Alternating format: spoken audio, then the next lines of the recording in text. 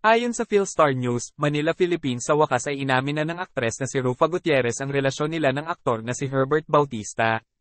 Sa panayam niya kay Karen Davila kamakailan, sinabi ni Rufa na gusto niyang kanila na lang muna ang relasyon nila noong una, kaya ngayon lang niya ito inamin. Ang sabi pa ng actress, "I think now, it's just better that a quiet personal life leads to more happiness," at ayon pa kay Rufa, "I'll never go into a relationship na hindi seryoso. I'm always the serious type." Ibinunyag din ng aktres na nagsimula silang nagde-date matapos magkita sa set noong 2020 sa palabas nila noon ni Catherine Bernardo at Daniel Padilla series na The House Arrest of Us. Naalala ni Rufa na first date nila kasama pa ang mga anak niyang sina Venice at Lorene. Please don't forget to subscribe TNT Trends and Tour channel, click the notification bell to notify you in our next video. And please like and share and comment down below. Thank you for watching.